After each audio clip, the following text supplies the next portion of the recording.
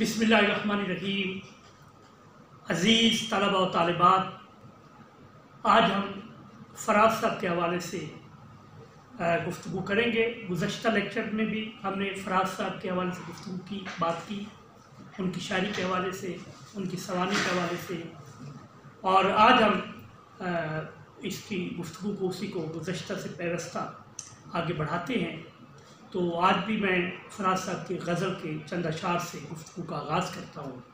ان کی بہت خوبصورت غزل ہے اور مجھے یہ اعزاز حاصل ہے کہ ہم نے بالکل ان کے قریب بیٹھ کر کے، آمنے سامنے بیٹھ کر یہ غزل ان سے سنی تھی۔ سو آج آپ کی نظر کرتا ہوں۔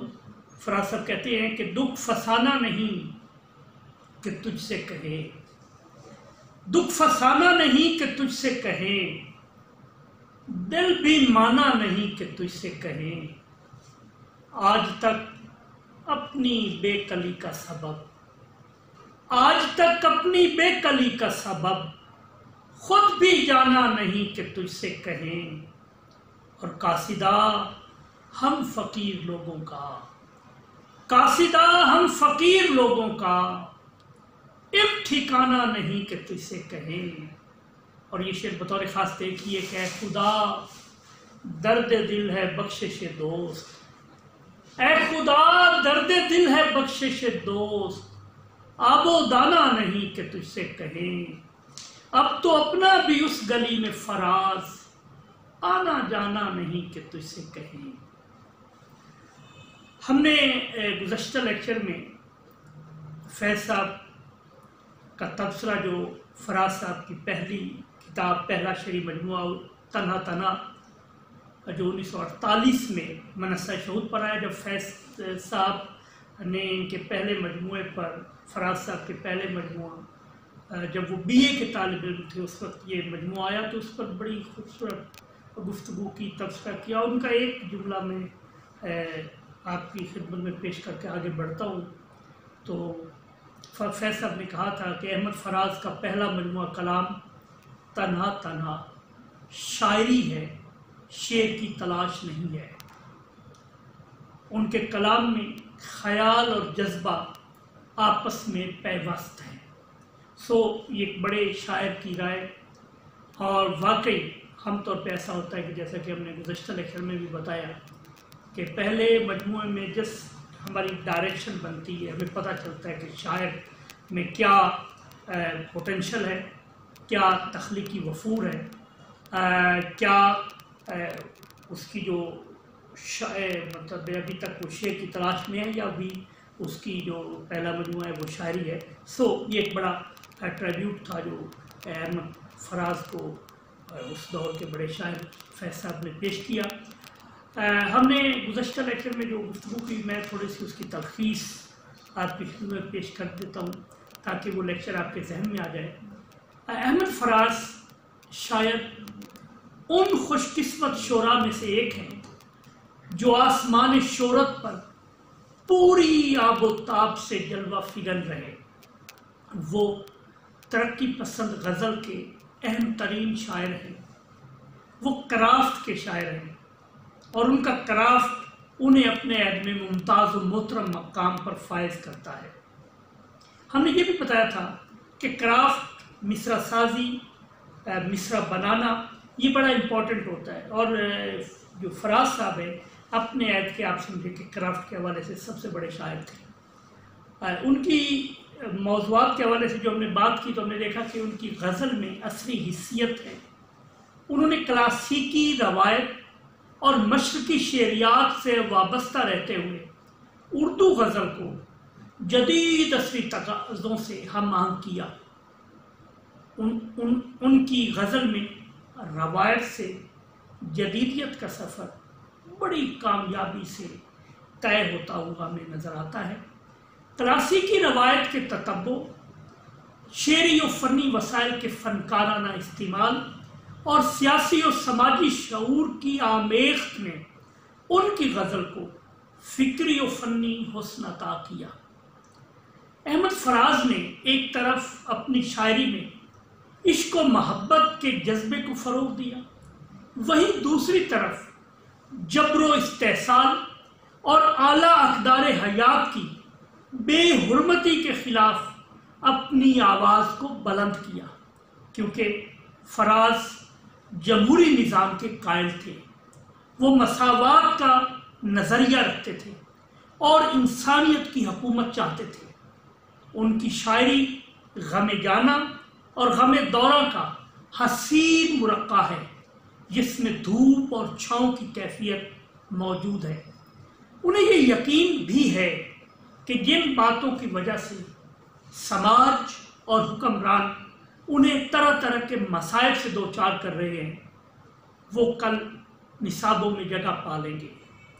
فراز صاحب کہتے ہیں کہ اب کے بچھڑے تو شاید کبھی خوابوں میں ملیں، اب کہ ہم بچھڑے تو شاید کبھی خوابوں میں ملیں، جس طرح سوکھے ہوئے پھول کتابوں میں ملیں، ڈھونڈ اجڑے ہوئے لوگوں میں وفا کے موتی، ڈھونڈ اجڑے ہوئے لوگوں میں وفا کے موتی، یہ خزانے تجھے ممکن ہے خرابوں میں ملیں، اور غم دنیا بھی غم یار میں شامل کر لو، غم دنیا بھی غم یار میں شامل کر لو، نشہ بڑھتا ہے شرابیں جو شرابوں میں ملیں، اور آج ہم دار پہ کھینچے گئے جن باتوں پر، آج ہم دار پہ کھینچے گئے جن باتوں پر، کیا جب کل وہ زمانے کو نصابوں میں ملیں، کیا جب کل وہ زمانے کو نصابوں میں ملیں۔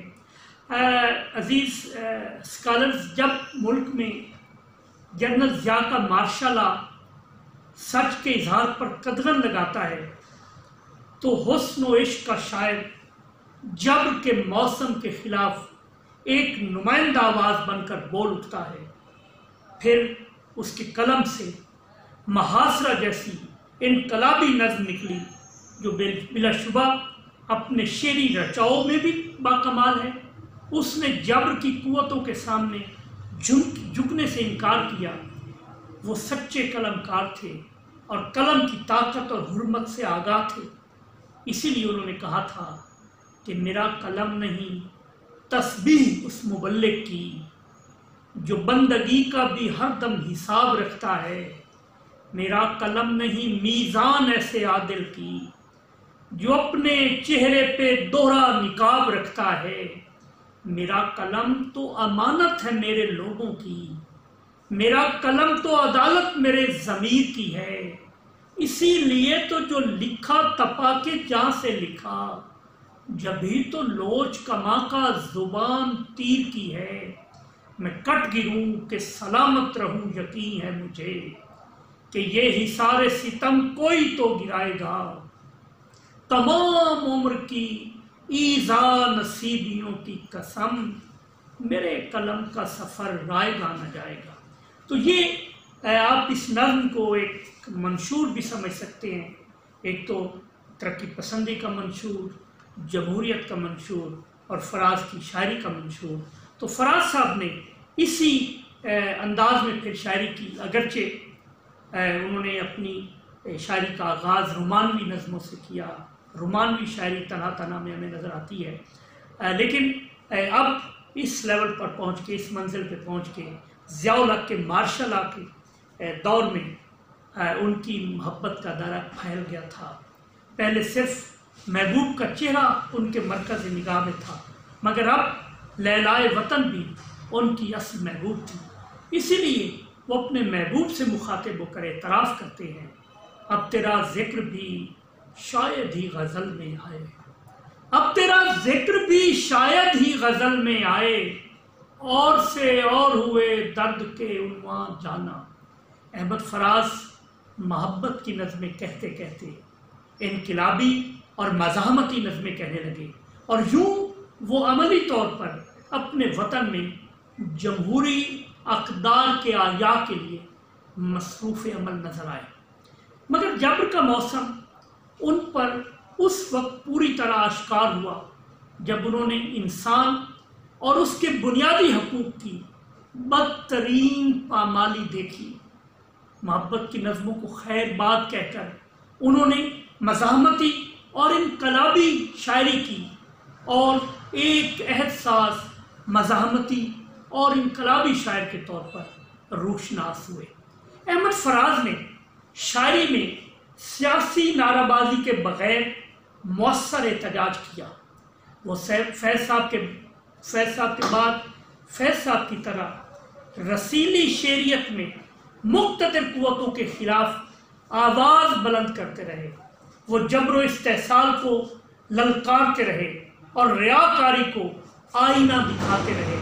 احتجاج کی یہی خواہش ان کو اس دعا پر مجبور کرتی ہے، اے خدا جو بھی مجھے پندے شکیبائی دے، اے خدا جو بھی مجھے پندے شکیبائی دے، اس کی آنکھوں میں میرے زخم کی گہرائی دے، اور تیرے لوگوں سے گلہ ہے میرے آئینوں کو، تیرے لوگوں سے گلہ ہے میرے آئینوں کو، ان کو پتھر نہیں دیتا ہے تو بینائی دے، اور یہ دہن زخم کی صورت ہے میرے چہرے پر، یہ دہن زخم کی صورت ہے میرے چہرے پر، یا میرے زخم کو بھر دے یا مجھے گویائی دے، یا میرے زخم کو بھر یا مجھے گویائی دے، اور کیا خبر تجھ کو کہ کس وضع کا بسمل ہے فراز، کیا خبر تجھ کو کہ کس وضع کا بسمل ہے فراز، وہ تو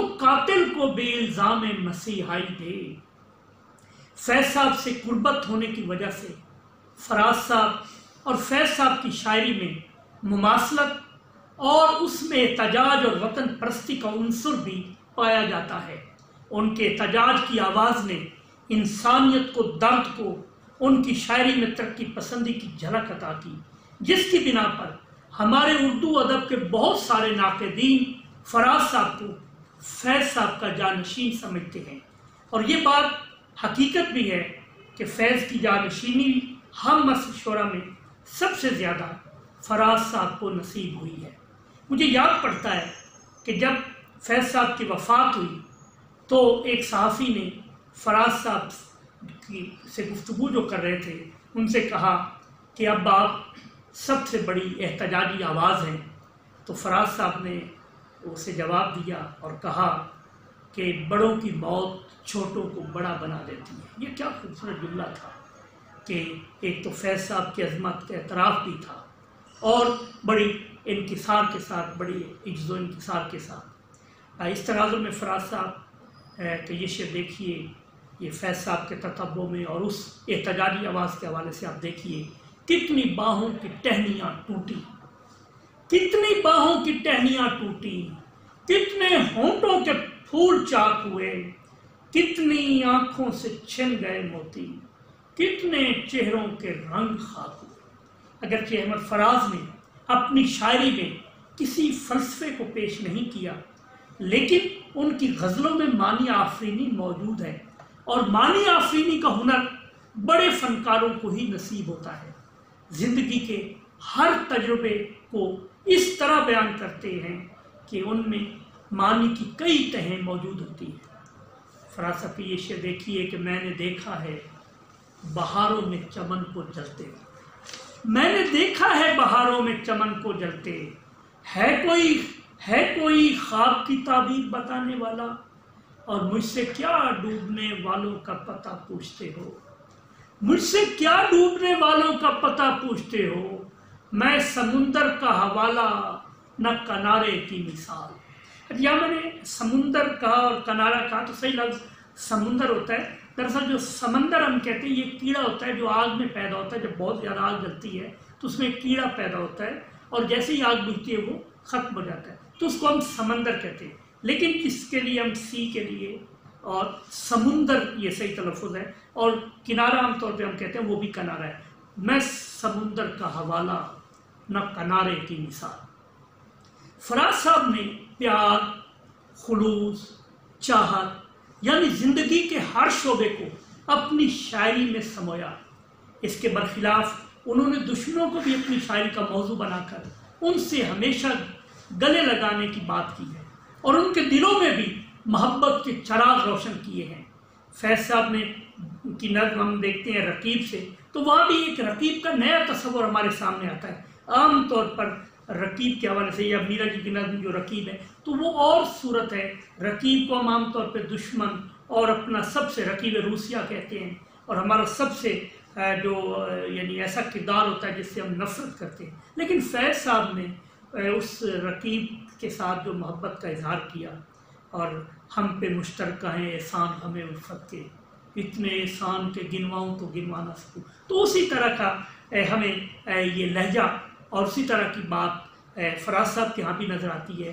اور فراز صاحب بھی اپنے دشمن کو دعائیں دیتے ہوئے نظر آتے ہیں، کہتے ہیں کہ میں کیا کروں میرے قاتل نہ چاہنے پر بھی، میں کیا کروں میرے قاتل نہ چاہنے پر بھی، تیرے لیے میرے دل سے دعا نکلتی ہے۔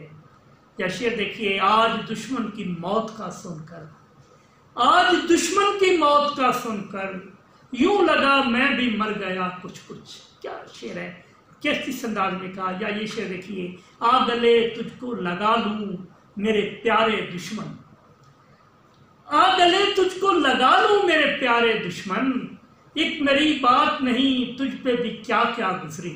تو وہ سمجھتے ہیں کہ جس سے ہم محبت کرتے تھے وہ شخص ایسا تھا کہ اس فراز صاحب کی طرح اس پر بھی کئی صدمے گزرے ہیں۔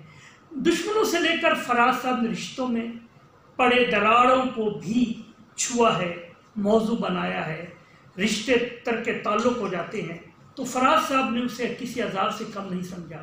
فرماتے ہیں، اس کا کیا ہے تم نہ سہی تو چاہنے والے اور بہت، اس کا کیا ہے تم نہ سہی تو چاہنے والے اور بہت، ترک محبت کرنے والوں تم تنہا رہ جاؤ گے۔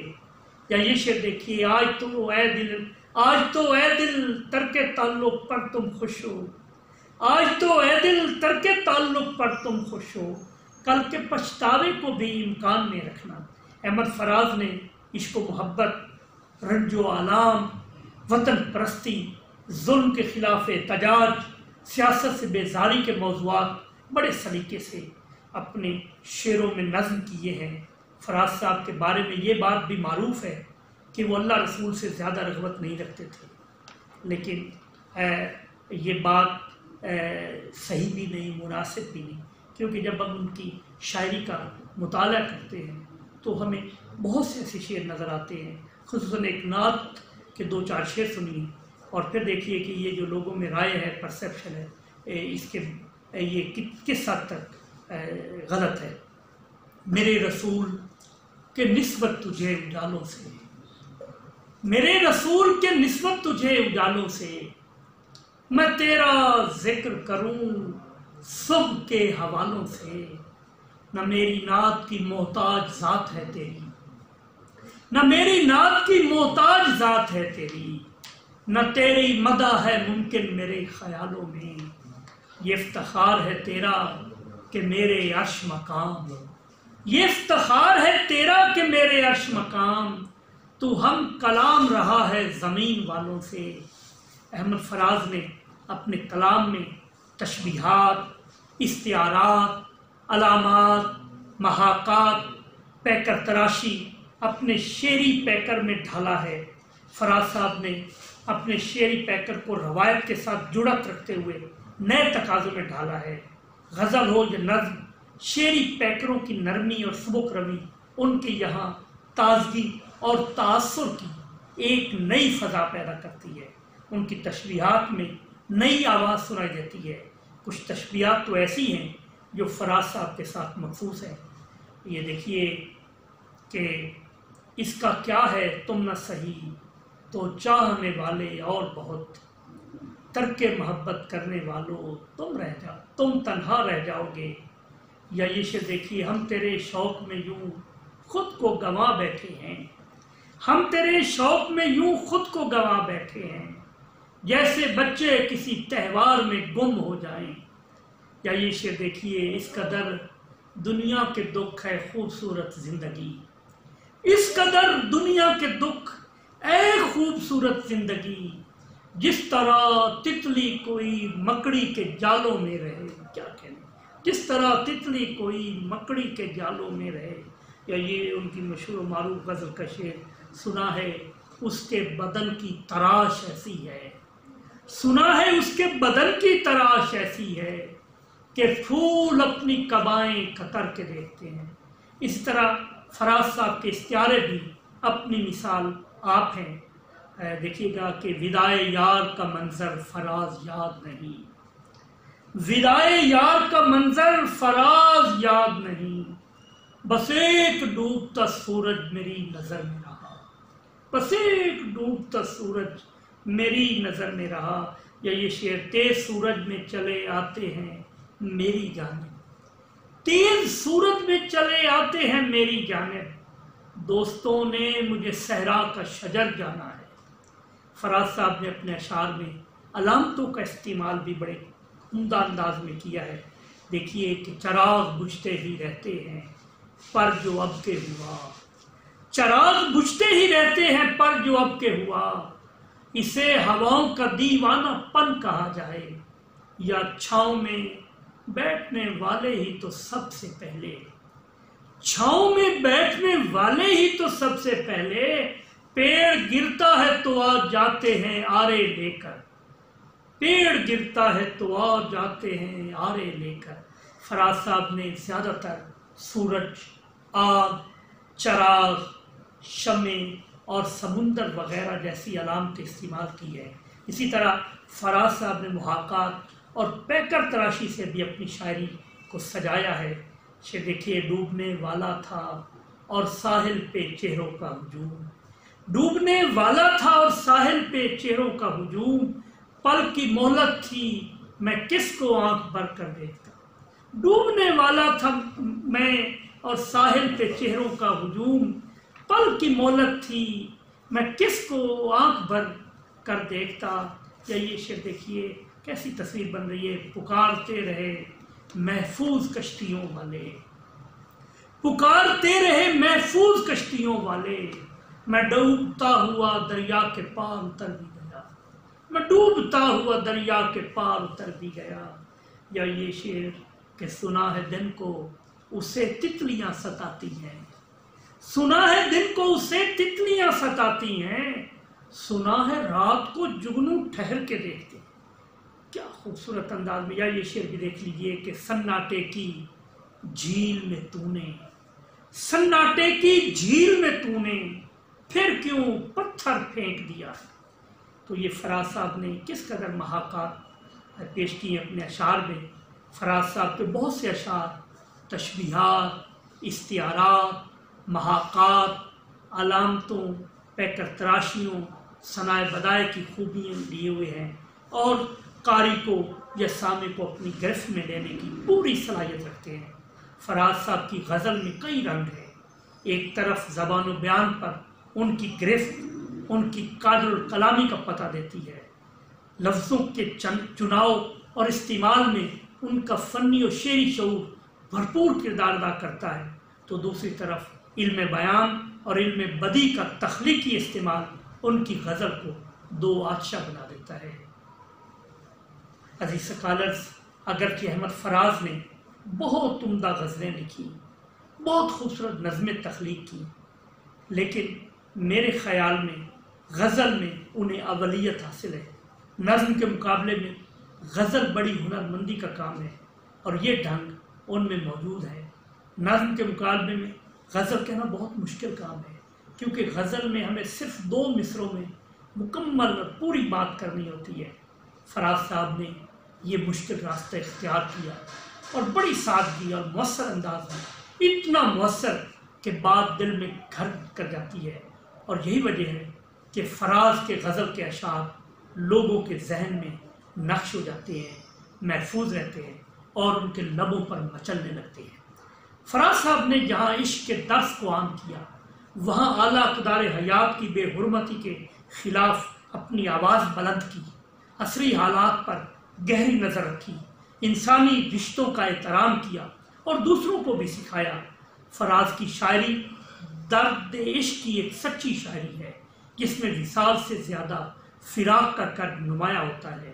فراز صاحب کی کرب عشق کی شاعری میں انتظار کی کیفیت اور محبوب کی جستجو نظر آتی ہے، جس میں فراز صاحب اپنے محبوب کو پانے سے پہلے کھونے کا ڈر اور اس کا احساس دلاتے ہیں۔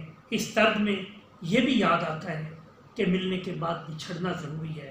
فراز صاحب ان اشعار سے ہمیں محبت کی قیمت اور محبت کا حوصلہ دیتے ہیں۔ فراز صاحب کا عقیدہ شاید یہ ہے کہ اگر محبوب کو بچھڑنا ہے تو ہنسی خوشی سے بچھڑ جائے۔ کوئی بہانہ بنا کر اپنے محبوب سے بچھڑنا محبوب کے لیے رسوائی کا سبب بن جاتا ہے۔ جیسے تجھے آتے ہیں نہ آنے کے بہانے، شعر یاد آ گیا۔ جیسے تجھے آتے ہیں نہ آنے کے بہانے، ایسے ہی کسی روز نہ آنے کے لیے آ۔ فراز صاحب کے جذبات و احساسات میں اتنی سچائی ہے کہ انسانی زندگی کی حقیقت کی ترجمانی معلوم ہوتی ہے، جو کہ اس طرح سے قاری کے جذبات و احساسات میں گھل جاتی ہے کہ انہیں اپنے دل کی آواز معلوم ہوتی ہے۔ فراز صاحب بڑی سادگی اور خوش اسلوبی کے ساتھ مدھم لب و لہجے میں اپنے جذبات و احساسات کو بڑی ہنرمندی کے ساتھ شعری پہ کر عطا کرتے ہیں، اور اس فنی و شعری ریاضت نے انہیں ایسا انعام عطا کیا ہے کہ وہ اپنے عہد کا ایک افسانوی کردار بن گئے ہیں۔ دیکھیے گا فراز صاحب کا یہ شعر، اس سے بڑھ کر کوئی انعام ہنر کیا ہے فراز، اس سے بڑھ کر کوئی انعام ہنر کیا ہے فراز، اپنے ہی عہد میں ایک شخص فسانہ بن جائے۔ اور ہم نے دیکھا کہ فراز صاحب واقعی ایک افسانوی اور دیو مالائی کردار تھے اپنی زندگی میں بھی، اور آج تک انہیں اسی طرح سمجھا جاتا ہے۔ اے عزیز طلباء و طالبات، احمد فراز پرویز مشرف کے عہد کم ظرف میں اور بھی بکھرا ہوا سچ کہنے پر آمادہ نظر آتے ہیں۔ ڈکٹیٹر مشرف کے عہد کا آخری سال ہے۔ احمد فراز 76 سالہ بوڑھا اور بیمار شخص ہے، مگر احتجاجی جلسوں، دھرنوں اور ریلیوں میں برابر شرکت کرتے ہیں۔ اپنی بیماری کی پرواہ نہ کرتے ہوئے وہ اسلام آباد کے فٹ پاتھوں پر اپنی انقلابی نظمیں سنا کر احتجاجیوں کے دل گرماتے ہیں، اور ہر خوف سے آزاد ہو کر وہ آمر وقت کو للکارتے ہیں۔ کس کا گماشتہ ہے امیر سپاہی شہر، کس کا گماشتہ ہے امیر سپاہی شہر، کن مارکوں میں ہے صف دشمن لگی ہوئی، برباد کر کے بصرہ و بغداد کا جمال، برباد کر کے بصرہ و بغداد کا جمال، اب چشم بد ہے جانب خیبر لگی ہوئی۔ احمد فراز عمر بھر آمروں کے خلاف اپنے قلم کے زور پر برسر پیکار رہے، محبت کی ریشمی نظمیں کہنے والے، مگر جبر اور آمریت کے موسم اس کے اندر سے ایک انقلابی کو دریافت کرتے ہیں تو ان کی نرم آواز جبر کے خلاف مزاحمت کا اختیارہ بن جاتی ہے۔ احمد فراز تمام عمر خواب، انقلاب اور محبت کی تکون کے اسیر رہے، اور آج ان کی پہچان محبت بھی ہے اور انقلاب و مزاحمت بھی ہے۔ یہی وجہ ہے کہ فراز صاحب کی شاعری رومان اور مزاحمت کا استعارہ ہے۔ انہوں نے متعدد ممالک کے دورے کیے، ان کی شاعری کے بہت سی زبانوں میں تراجم ہو چکے ہیں، جن میں انگریزی، فرانسیسی، ہندی، یوگوسلاوی، روسی، جرمن اور پنجابی وغیرہ شامل ہیں۔ احمد فراز کی عمدہ شاعری پر آپ کو 1966 میں آدم جی ادبی ایوارڈ اور 1990 میں عباسین ایوارڈ سے نوازا گیا۔ Academy of Urdu literature Canada نے بھی انہیں 1991 میں ایوارڈ دیا، جبکہ بھارت میں انہیں 1988 میں فراق گورکھپوری ایوارڈ اور 1992 میں ٹاٹا ایوارڈ پیش کیا گیا۔ 2004 میں انہیں ہلال امتیاز دیا گیا۔ 2004 میں احمد فراز کو جو ہلال امتیاز دیا گیا تھا، انہوں نے 2 برس بعد 2006 میں سابق صدر پرویز مشرف کی پالیسیوں کے خلاف احتجاج کرتے ہوئے یہ اعزاز واپس کر دیا۔ اپنی متنازع نظم پیشہ ور قاتلوں کی وجہ سے انہیں خود ساختہ جلا وطنی کرنی پڑی۔ احمد فراز کہا کرتے تھے کہ میں عامر کو گھر بھیج کر ہی دنیا سے جاؤں گا، اور پھر ایسا ہی ہوا۔ 18 اگست 2008 کو مشرف پرویز نے استعفیٰ دیا، اور 25 اگست 2008 کی شب 12 بجے شاعر محبت و انقلاب نے دنیا والوں سے رخصت چاہی۔ میں مر مٹا تو وہ سمجھا یہ انتہا تھی میری، میں مر مٹا تو وہ سمجھا یہ انتہا تھی میری، اسے خبر ہی نہ تھی خاک کیمیا تھی میری، میں چپ ہوا تو وہ سمجھا کہ بات ختم ہوئی، میں چپ ہوا تو وہ سمجھا کہ بات ختم ہوئی، پھر اس کے بعد تو آواز جا بجا تھی میری۔ احمد فراز نے 70 سال کی عمر میں وفات پائی اور اسلام آباد میں دفن ہوئے۔ میں خوش ہوں راندہ افلاک ہو کر، میں خوش ہوں راندہ افلاک ہو کر، میرا قد بڑھ گیا ہے خاک ہو کر۔ عزیز طلبہ و طالبات، آج کی گفتگو ہم احمد فراز کی آخری غزل پر تمام کرتے ہیں جو انہوں نے آخری غزل کہی۔ غم حیات کا جھگڑا مٹا رہا ہے کوئی، غم حیات کا جھگڑا مٹا رہا ہے کوئی، چلے بھی آؤ کہ دنیا سے جا رہا ہے کوئی، اور کہو اجل سے ذرا 2 گھڑی ٹھہر جائے، کہو اجل سے ذرا 2 گھڑی ٹھہر جائے، سنا ہے آنے کا وعدہ نبھا رہا ہے کوئی۔ وہ آج لپٹے ہیں کس نازکی سے لاشے سے، وہ آج لپٹے ہیں کس نازکی سے لاشے سے، وہ آج لپٹے ہیں کس نازکی سے لاشے سے، کہ جیسے روٹھے ہوں کو منا رہا ہے کوئی، کہیں پلٹ کے نہ آ جائے سانس نبضوں میں، کہیں پلٹ کے نہ آ جائے سانس نبضوں میں، حسین ہاتھوں سے میت اٹھا رہا ہے کوئی۔ عزیز اسکالرز، احمد فراز کے حوالے سے تیسرے اور آخری لیکچر میں ہم فراز صاحب کے نصاب میں شامل 4 غزلوں کے حوالے سے بات کریں گے۔ اب آپ سے اجازت چاہتے ہیں، اپنا بہت خیال رکھیے، اللہ حافظ۔